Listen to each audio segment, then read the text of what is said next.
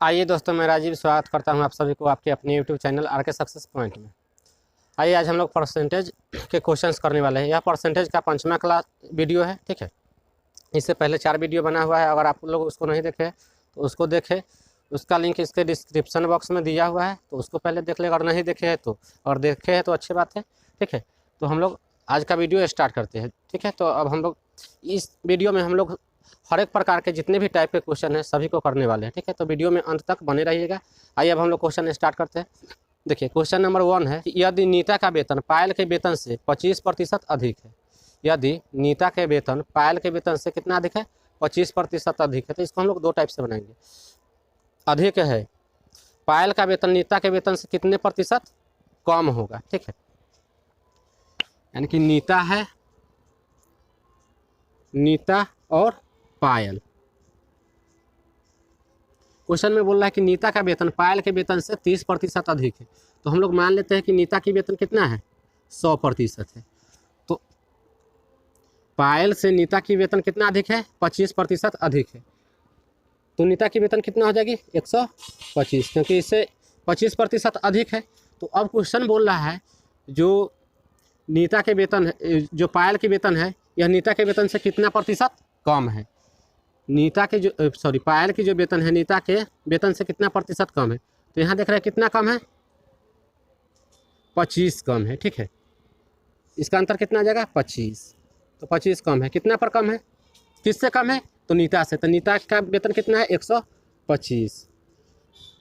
अब परसेंटेज में लाने के लिए कितना से गुना? 100 से, क्योंकि अगर यहाँ प्रतिशत लगाएंगे और यहाँ प्रतिशत लगाएंगे तो प्रतिशत से प्रतिशत कट जाएगी। 25 से इसको काटेंगे तो कितने बार में कटेगी? 25 से 125 को काटेंगे तो 5 बार में, और इससे इसको काटेंगे 100 को तो कितने बार में कटेगा? 20 बार में। तो जो पायल की वेतन है नीता के वेतन से कितना प्रतिशत कम है? तो 20% कम है, ठीक है। अब हम लोग एक और मेथड से बना सकते हैं। देखिए, क्वेश्चन में क्या बोल रहा है कि जो नीता की वेतन है वह पायल के वेतन से कितना अधिक है? 25% अधिक है। तो 25% का फ्रैक्शन वैल्यू क्या होता है? 1/4। तो यहाँ से देखिए, ऊपर नीचे के इसका वेतन हो गया पायल का, और ऊपर क्या हो गया? नीता का। तो 4 पर 1 अधिक है। 25% का मतलब क्या होता है? 1/4। तो 4 से 1 अधिक तो कितना हो जाएगा? 5। तो नीता की वेतन कितना हो गया? 5, और पायल की वेतन 4। अब क्वेश्चन में बोल रहा है जो नीता की वेतन है वह पायल के वेतन से कितना प्रतिशत अधिक है, ठीक है। तो देखिए कितना कम है? 4 हो गई। अब देखा जाए इसमें कि जो नीता की वेतन है वह पायल की जो वेतन है नीता के वेतन से कितना प्रतिशत कम है। तो अगर 5 में से 4 घटाएंगे तो कितना? 1% कम है। कितने पर? 5 पर। प्रतिशत के लिए कितना लगाते हैं? 100। 5 से इसको काटेंगे तो कितने बार में कटेगा? 20 बार में। तो यहाँ से भी 20%। तो दोनों मेथड में से जो भी मेथड आप लोगों को अच्छा लगे उससे आप लोग इसको बना सकते हैं, ठीक है। अब हम लोग नेक्स्ट क्वेश्चन देखते हैं, इसी टाइप के क्वेश्चन देखते हैं। लोग नेक्स्ट क्वेश्चन देखते हैं, क्वेश्चन नंबर 2। देखिए, क्वेश्चन नंबर 2 है यदि अनिल की ऊंचाई दीपक की ऊंचाई से 60% अधिक है। अनिल की जो ऊंचाई है दीपक की ऊंचाई से कितना अधिक है? 60%। अनिल की ऊंचाई, अनिल हो गया और यह दीपक हो गया। अनिल की ऊंचाई दीपक की ऊंचाई से 60% अधिक है। तो मान लेते हैं कि दीपक की ऊंचाई कितना है? 100%। तो अनिल की ऊंचाई कितना हो जाएगी? 60% अधिक है तो 160%, ठीक है। अब क्वेश्चन में बोल रहा है तो दीपक की ऊंचाई अनिल की ऊंचाई से कितने प्रतिशत कम होगी, ठीक है। कम है। जो दीपक की ऊंचाई है अनिल की ऊंचाई से कितना प्रतिशत कम है? तो इसका अंतर कितना आ जाएगा? 60 का ही आएगा। 60। अनिल से इसमें तुलना करना है तो यहाँ 60 अब बटा में कितना? 160 अगुने 100%। में लाने के लिए 100 से गुना करते हैं, 0 से 0 कट जाएगा, ठीक है। इसको काटेंगे तो 3 दूना 6, 4 दूना 8 दूना 16 हो जाएगी, ठीक है। अगर इसको काटेंगे 4 दूना 8 और 25 चौके 100। इसको गुना करेंगे तो 25 दिया 75 अब बटा में 3। अगर पूर्णांक में लाना है तो इसको हम लोग कितना से काटेंगे? 3 दूना 6 और 8 3 24, ठीक है। 1/3 28.1/3%। तो जो दीपक है अनिल से कितना प्रतिशत कम है? 28.1/3% या 75/3%। दोनों में से जो ऑप्शन रहेगा वही इसका आंसर हो जाएगा। ठीक है, तो इसका ऑप्शन नंबर कौन सा सही हो जाएगा?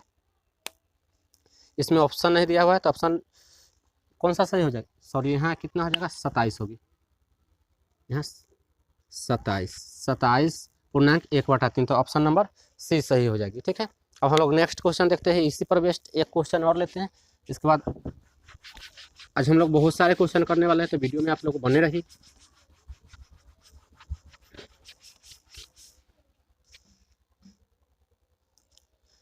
चलिए, नेक्स्ट क्वेश्चन है कि यदि ए की आय बी की आय से 20% कम हो, यदि ए की आय बी की आय से 20% कम हो, यदि ए की आय बी की आय से कितना प्रतिशत कम हो? 20%। तो मान लेते हैं कि बी की आय कितना है? 100%। तो इससे 20% कम ए की आय है तो कितना हो जाएगी? 80%। ठीक है, तो क्वेश्चन क्या बोल रहा है? कम हो तो बी की आय ए की आय से कितने प्रतिशत अधिक है? तो बी की आय ए की आय से कितने प्रतिशत अधिक है? तो बी की आय 20 अधिक है, घटाएंगे तो कितना जाएगा? 20। किसके आय से? तो अनिल की आय से। तो नीचे 80 अगुने 100, 20 चौक 80 हो जाएगी, और 4 से 100 को काटेंगे तो 25, तो कितना आ जाएगा? 25%। अब इसको हम लोग फ्रैक्शन वैल्यू यानी कि भिन्न के रूप में ला करके इसको सॉल्व करते हैं। कितना प्रतिशत कम है? 20%। 20% का फ्रैक्शन वैल्यू क्या होता है? 1/4। 1/4। अगर जो बी है, बी की ऊंचाई कितना है? अगर बी की आय, ठीक, ऊंचाई नहीं आय, अगर बी की आय 4 है तो इससे कितना प्रतिशत कम है? तो 1 कम होगी, तो कितना हो जाएगा? 3 हो जाएगी अनिल की ए की आय, और 4 हो जाएगा 4। ठीक है, तो क्वेश्चन में बोल रहा है कि जो ए की आय है बी की आय से कितना प्रतिशत, जो बी की आय है ए की आय से कितना प्रतिशत अधिक है। ठीक है, तो देखिए बी की आय, इसका अंतर कितना हो जाएगा? 1 का 1।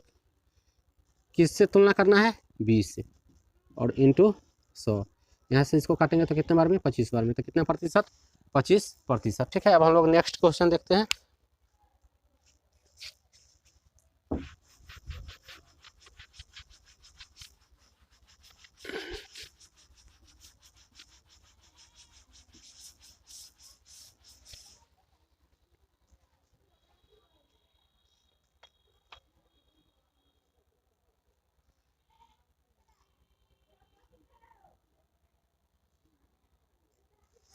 नेक्स्ट क्वेश्चन अब हम लोग देखते हैं। देखिए, नेक्स्ट क्वेश्चन है कि किसी वर्ग की प्रत्येक भुजा में 30% वृद्धि होने पर, किसी वर्ग के भुजा में 30% वृद्धि होने पर इसके क्षेत्रफल में कितने प्रतिशत वृद्धि होगी? एक वर्ग है, एक वर्ग है, कोई वर्ग है, ठीक है, उसके क्षेत्रफल में, एरिया में कितना की वृद्धि हुई है? 30% की वृद्धि हुई है। ठीक है, तो उसके एरिया में, सॉरी यहाँ हो जाएगी किसी वर्ग के भुजा में। ठीक है, यहाँ भुजा आ जाएगी। एक किसी वर्ग के भुजा में 30% की वृद्धि हुई है, तो उसके किसके वर्ग के क्षेत्रफल में कितना वृद्धि होगी वही बताना है। तो देखिए यहाँ 30% का फ्रैक्शन वैल्यू क्या होता है? 30% का फ्रैक्शन वैल्यू कितना हो जाएगी? 3/10। यानी पहले उसका भुजा 10 रहा होगा तो अब कितना हो गया? 13 हो गया। पहले 10 रहा होगा तो अब 13 हो गया। ठीक है, तो इसका क्षेत्रफल क्या होता है? वर्ग का क्षेत्रफल बराबर भुजा स्क्वायर। तो यहाँ 10 का स्क्वायर पहले वाला, और बाद वाला का कितना हो जाएगा? 13 हो गया, तो 13 का स्क्वायर, सॉरी यहाँ 10 होगा, 10 का स्क्वायर कितना हो जाएगी? 100, और 13 का स्क्वायर 169। देखिए यहाँ से कितना बढ़ गया? 100 से कितना है? 169, तो कितना बढ़ा? घटाएंगे तो 69/100। पहले 100 था, ठीक है, गुना कितना से करेंगे? 100 से, कट जाएगी, तो कितना प्रतिशत बढ़ेगी? 69%। ठीक है, तो इसका ऑप्शन नंबर कौन सा सही हो जाएगा? ऑप्शन नंबर इसमें नहीं दिया हुआ है, चलिए इसमें ऑप्शन नंबर डी हो जाएगा, इसमें से कोई नहीं। ठीक है, ये तो हम लोग फ्रैक्शन वैल्यू के माध्यम से बनाए हैं। अब हम लोग देखते हैं कि देखिए कितना, किसी वर्ग के भुजा में कितना प्रतिशत की वृद्धि हुई है, 30% के। तो मान लेते हैं कि वर्ग की भुजा पहले कितना थी, 100 था, ठीक है। अब कितना हो गया, 130, 130 ही आएगी। तो इसके क्या करना है, अब इसके क्षेत्रफल में कितना प्रतिशत की वृद्धि हुई होगी, ठीक है। तो देखिए यहाँ अगर 100 का स्क्वायर करेंगे तो कितना हो जाएगा, 100 का स्क्वायर करेंगे तो 10,000। वैसे ही 130 का स्क्वायर करेंगे तो कितना हो जाएगी, इतना ही आएगा, कितना, 16,900। अब इसका अंतर देखेंगे तो कितना हो जाएगा, इसका अंतर देखेंगे तो कितना होगा, 6,900। तो 6,900 किस पर, 6,900 किस पर बढ़ा है, तो 10,000 पर। तो यहाँ 10,000 नीचे लिखेंगे। हाँ, प्रतिशत में लाने के लिए कितना से गुना करते हैं, 100 से। 2 जीरो से 2 जीरो कैंसिल, फिर 2 जीरो से 2 जीरो कैंसिल, तो यहाँ कितना प्रतिशत आ जाएगी, यहाँ से भी 69% आ जाएगी, ठीक है। अब हम लोग नेक्स्ट क्वेश्चन देखते हैं, इसी पर बेस्ड 3-4 क्वेश्चन और करते हैं।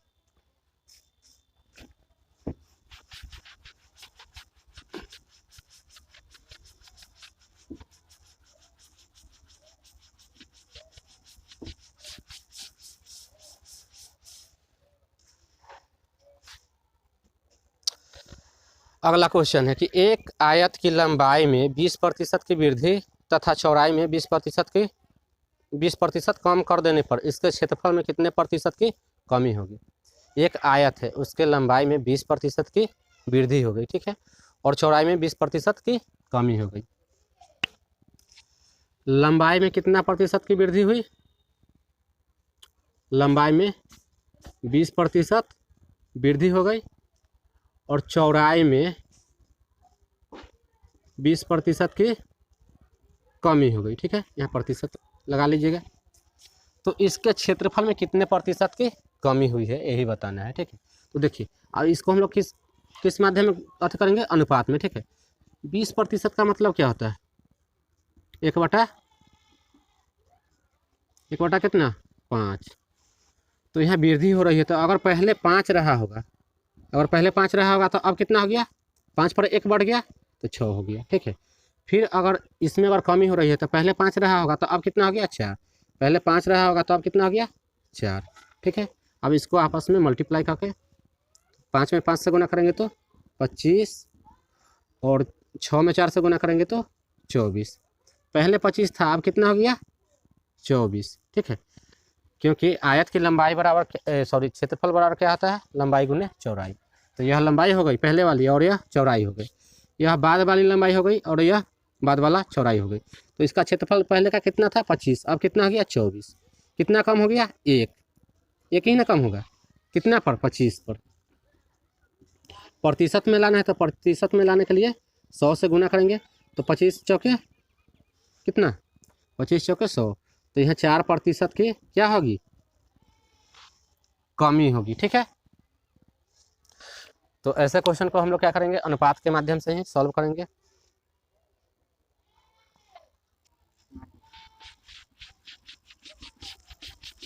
अब हम लोग नेक्स्ट क्वेश्चन देखते हैं।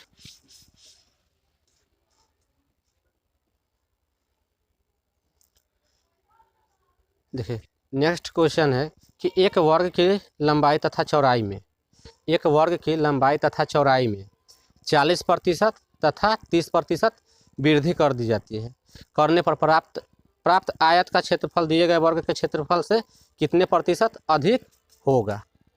देखिए इस बार क्या दिया हुआ है कि वर्ग के लंबाई और चौड़ाई में 40% और 30% की वृद्धि करने पर आयत की क्षेत्रफल और दिए गए वर्ग के क्षेत्रफल के प्रतिशत, यानी कि कितना प्रतिशत अधिक होगा, यही बताना है।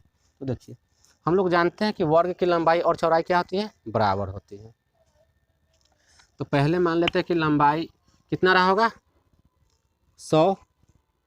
पहले लंबाई कितना रहा होगा, 100%, ठीक है। अब कितना हो गई,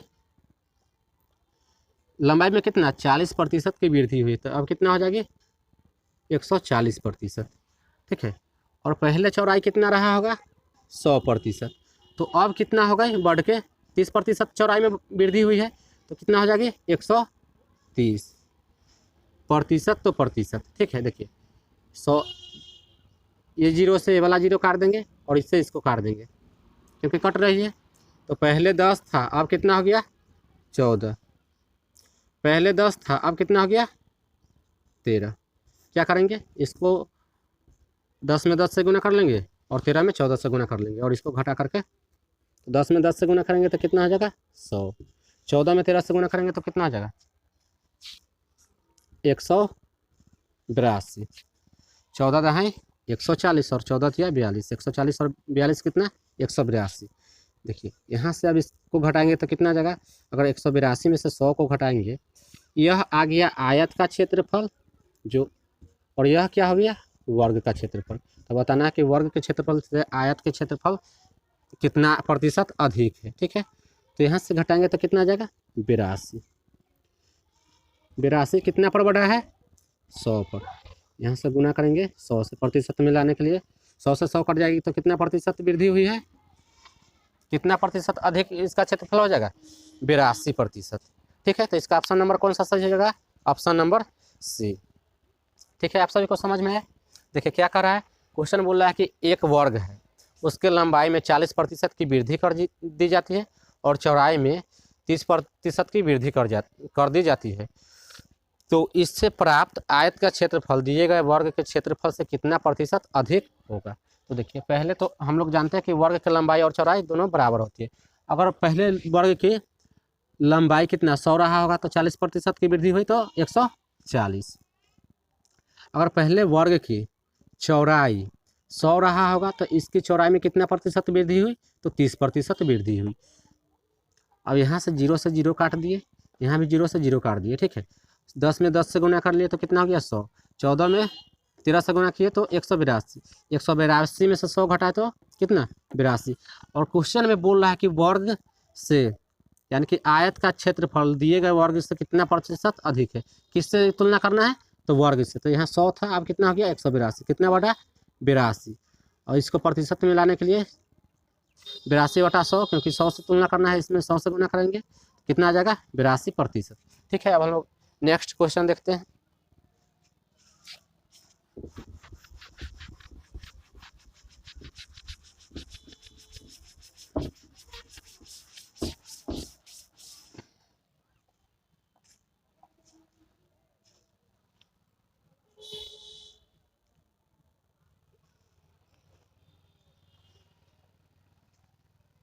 चलिए नेक्स्ट क्वेश्चन है कि किसी वृत्त की त्रिज्या में 50% की वृद्धि होने पर इसके क्षेत्रफल में कितने प्रतिशत वृद्धि होगी। एक वृत्त है, उसकी त्रिज्या में 50% की वृद्धि हो जाती है, तो इसके क्षेत्रफल में कितने प्रतिशत वृद्धि होगी यही बताना है। तो मान लेते, देखिए वृत्त का क्षेत्रफल बराबर क्या होता है, वृत्त का क्षेत्रफल बराबर होता है πr², ठीक है। एरिया ऑफ क्या हो जाएगा, वृत्त का क्षेत्रफल, वृत्त का क्षेत्रफल बराबर एरिया ऑफ सर्कल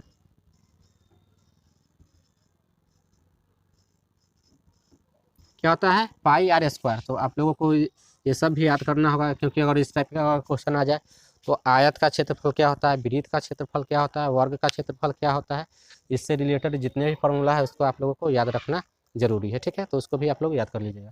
तो इसमें बोल रहा है कि एक वृत्त के परिधि त्रिज्या में 50% की वृद्धि हो जाती है। तो पहले मान लेते कि त्रिज्या कितना रहा होगा 100, अब कितना प्रतिशत बढ़ा है 50, तो यहाँ कितना हो गया 150। 0 से 0 काट लेंगे, यानी कि देखिए यहाँ कितना हो गया, पहले 10 था, अब कितना हो गया 15।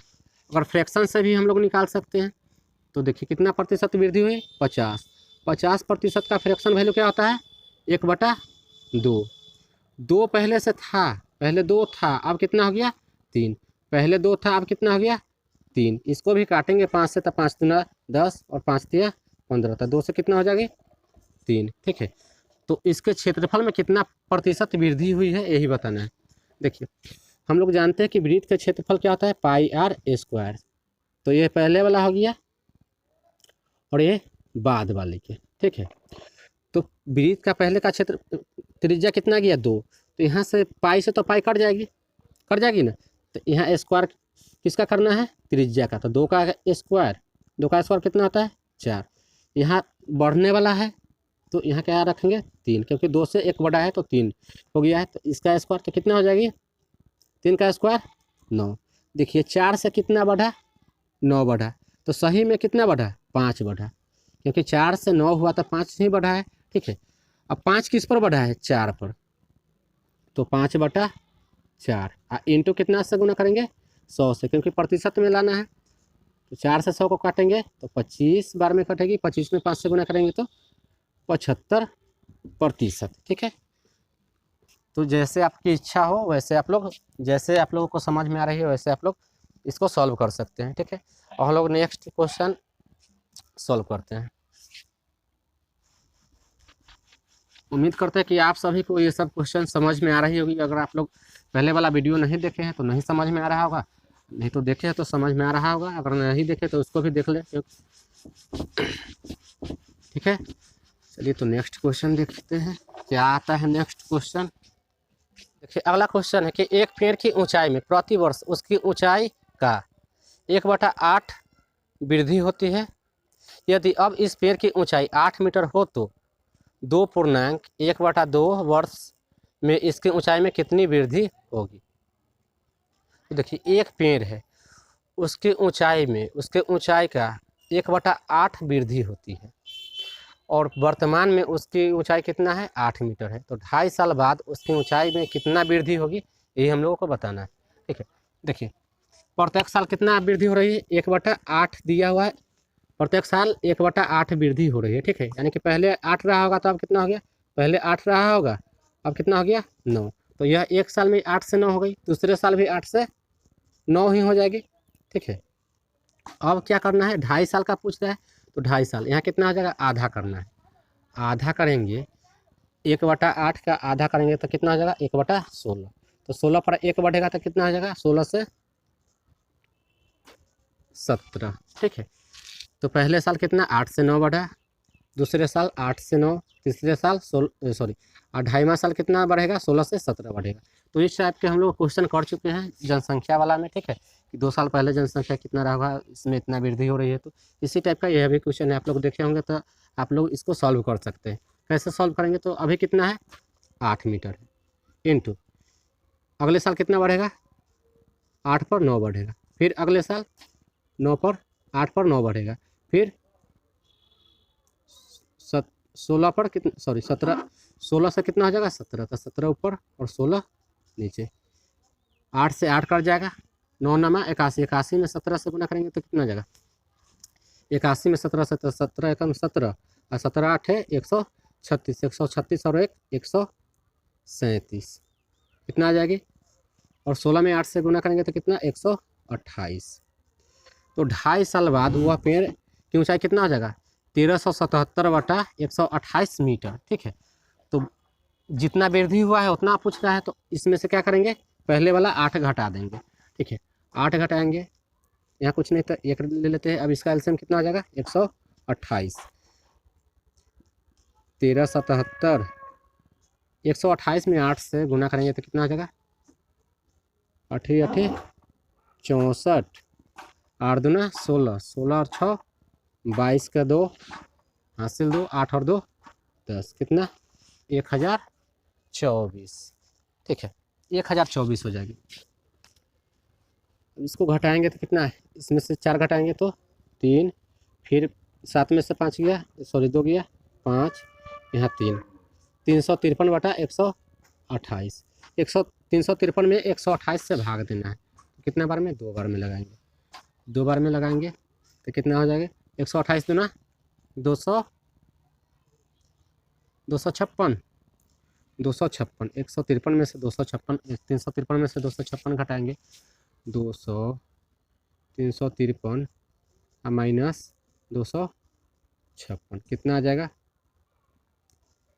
13 में से 6 गया 7 और 14 में से 5 गया 9। अब इससे नहीं जाने वाला है, यहाँ दशमलव देंगे, यहाँ 1 0। ठीक है, अब कितना बार में लगाएंगे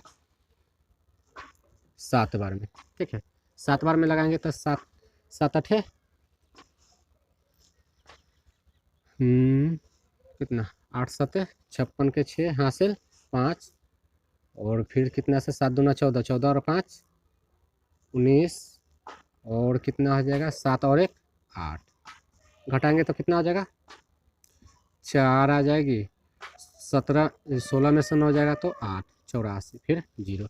अब कितना बार में 6 बार में लगाएंगे, 6 बार में था 8 छक 48 और 6 दूना 12, 12 और 4 16 और 6 और 1 7। ठीक है, तो दशमलव के एक 2 अंक तक ही रहने देते हैं। तो 2.5 साल बाद इसकी वृद्धि कितना हो जाएगी 2.76 मीटर। ठीक है, तो इसका ऑप्शन नंबर कौन सा सही हो जाएगा, कौन सा ऑप्शन दिया हुआ है, तो ऑप्शन नंबर ए इसका सही हो जाएगी। ठीक है, अब हम लोग नेक्स्ट क्वेश्चन देखते हैं।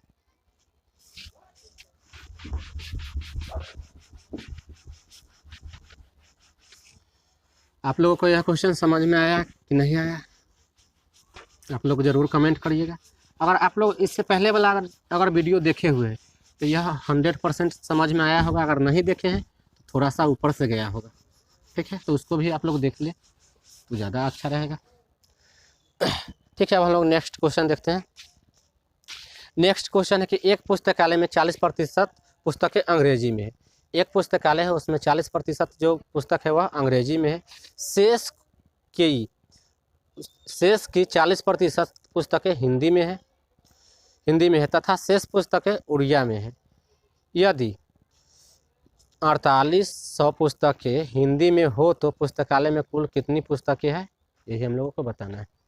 ठीक है, देखिए क्वेश्चन क्या बोल रहा है कि एक पुस्तकालय में 40% जो पुस्तक है वह इंग्लिश की है और उसके शेष का 40% हिंदी का है और शेष क्या है उड़िया में है। ठीक है, और यहाँ दिया हुआ है कि 4800 जो पुस्तक है वह किसका है, हिंदी का है। तो पुस्तकालय में कुल पुस्तकों की संख्या बताना है। देखिए मान लेते हैं कि पुस्तकालय में कुल पुस्तकों की संख्या कितना है 100% है, 100% है। तो यहाँ से 100% में 40% किसका है, इंग्लिश का है, 40% इंग्लिश का है। तो शेष कितना बचेगा, 100 में से 40% इंग्लिश है तो शेष कितना बचेगा 60%, 60% है। यही ना उड़िया और हिंदी दोनों में होगा। 60 का 40% कितना हो जाएगा, 60 का 40%, तो 60 का 40% 24। ठीक है, और इधर कितना बचेगा, 60 में से 24 इधर आ गया तो इधर कितना बचेगा 36। तो इससे हम लोगों को इसको हम लोगों को नहीं दिया हुआ है, क्या दिया हुआ है, हिंदी का दिया हुआ है। तो हिंदी का सही में बुक कितना है 4800 है और यहाँ कितना है 24 है। तो 24 किसके बराबर, 24 किसके बराबर 48 के, 4800 के। ठीक है, तो एक किसके बराबर हो जाएगी, एक हो जाएगी 4800 और बटा में कितना 2 और 4 24, 24 से इसको काटेंगे तो कितना बार में कटेगी 2 बार, सॉरी 200 बार में। ठीक है, 200 बार में कटेगी। अगर यह कितना है 24 बराबर कितना है 200, तो हम लोगों को 100 बराबर ना निकालना है क्योंकि 60 का 40% 24 है। तो यहाँ से 60% कितना आ जाएगा 6 दूना 1200, तो हम लोग 100% ही डायरेक्ट निकाल लेते हैं। तो यहाँ से 100% बराबर कितना हो जाएगा 200 अगुने 100, क्योंकि प्रतिशत लगाने के लिए क्या करते हैं 100 लगाते हैं। ठीक ना, यहाँ 100% है तो यहाँ भी 100 से गुना करेंगे। तो 200 में 100 से गुना करेंगे तो कितना 20,000। तो पुस्तकालय में पुस्तकों की कुल संख्या कितना है 20,000 है। ठीक है, तो इसका ऑप्शन नंबर कौन सा सही हो जाएगा, ऑप्शन नंबर बी सही हो जाएगी। ठीक है, अब हम लोग एक और क्वेश्चन करते हैं और इस वीडियो को हम लोग समाप्त करेंगे।